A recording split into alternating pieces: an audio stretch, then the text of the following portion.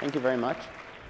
So the title of my talk today is Spaghetti Bugs and Drips with a subtitle, Computation Powered by Artificial Stupidity. And I want to start with a brief cautionary tale. A number of years ago, my father-in-law and I decided to give my son a physics lesson, so we purchased this baking soda and vinegar-powered rocket shown in the image. And there were two components. There was an engineering component and an art component documenting the experience. So I decided I would handle the engineering component and my father-in-law would handle the art component.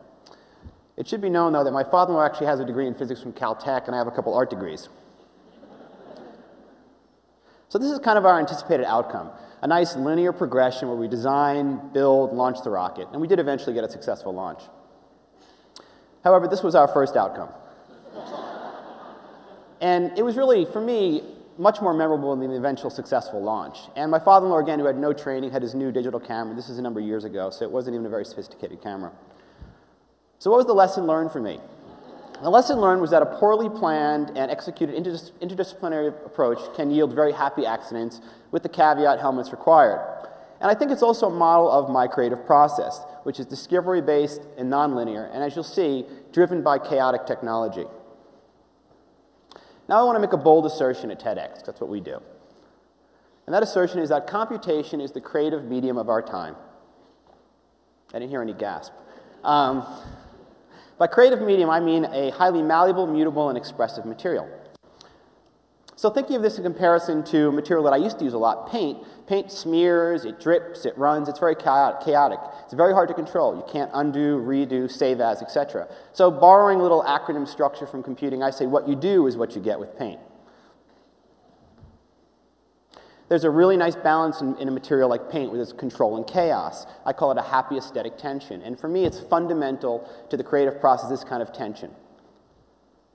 By comparison, we have modern software. So this is the way that most people interact with software today, through the interface. This is a current screenshot of Photoshop with just some of the many dialog boxes open. And as you can see, it's incredibly complex.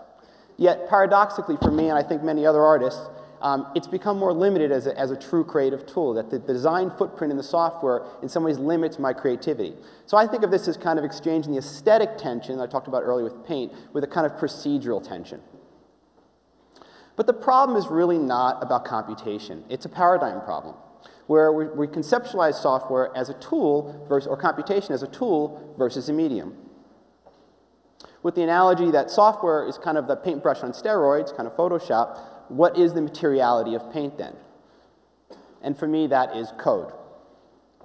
So I want to just talk about some very brief areas that I kind of explore with my work using code as my main medium. One area is an algorithmic approach. So as a painter, I used to stare at nature and ask myself how are things visually put together and then try to kind of reproduce these types of things. As a software artist now, I ask myself, what are the generative algorithms in nature? And so I start constructing a tree kind of in a similar way, except that I build this kind of model of a tree that can be iterated and I can generate families of trees, etc. Another approach is actually building software and reintroducing chaos. I call it chaos enriched. Again, powered by this idea of artificial stupidity. So my software is really frustrating to use. Okay? It doesn't do exactly what you want. It's less deterministic. It gives you kind of a range of behaviors. In a sense, it metaphorically drips. And of course, there's no undo and no redo. And another area I explore that's actually on display in the gallery here is this idea of virtual organisms. I call them protobites. These are organisms totally derived through math and code that kind of live in a virtual ecosystem. They can interact with viewers, they can model data, they can eventually breed, die, and do other things that organisms do. So happy coding, and thank you.